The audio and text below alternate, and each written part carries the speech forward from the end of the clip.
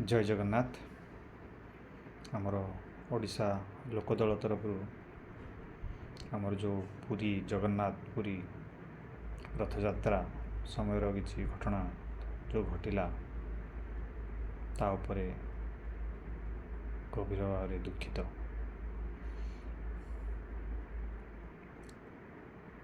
यार तो किसी माने ये क्षतिर पूरण कहीं किसी करें।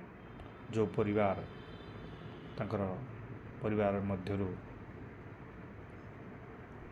जो जन को हरइले तार क्षति से परिवार केबे पूरण कर पारे नहीं कि आउ कहीं पूरण कर पारे नहीं। भगवान तांकर निकट परिजन को बहुत शक्ति दिंतु, दृढ़ शक्ति दिंतु। ये सब दुर्बल मुहूर्त को निजक संभाल शक्ति दिंतु।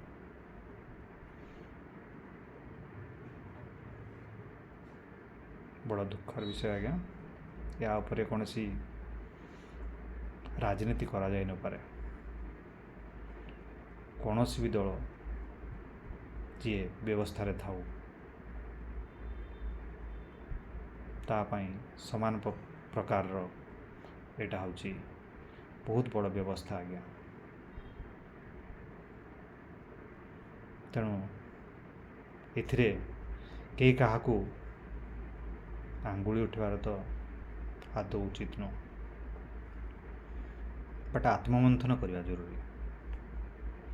आत्ममंथन बिना आमे कौन जिनसर सठिक उपाय खोजी पाई न था।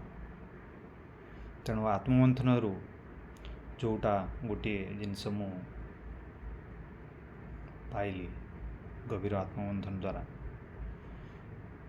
प्रत्येकटी मनीष भाव भक्ति विश्वास अव्यवस्थार डोरी रे बंधा ता निज हाथ में बहुत कम मात्रा रे जदियो किछि माने नियंत्रण थाए तार भाव भक्ति विश्वास और व्यवस्था ये जिनिस गुड़ मध्य बहुत मात्रा रे ताको प्रभावित करता है। ये गोटे डोरी रे आमे बंधा। तेणु आमे हमर आवेग को समय अनुसार नियंत्रण करवाटा बहुत जरूरी।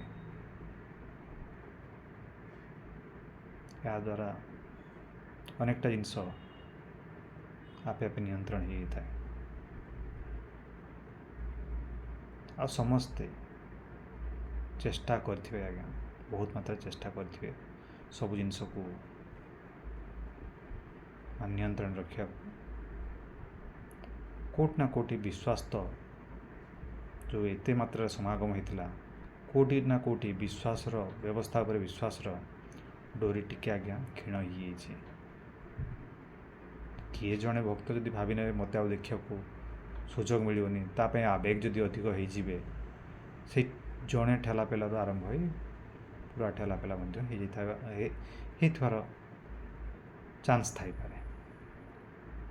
सेटा तो तदंत होची, तदंत हेले जना पड़िबो। सरकार ताकू स्वच्छतार सहित निश्चित भाव में तदंत करिवे। समस्त को शक्ति दियंतु, श्रृंखला दियंतु। जय जगन्नाथ।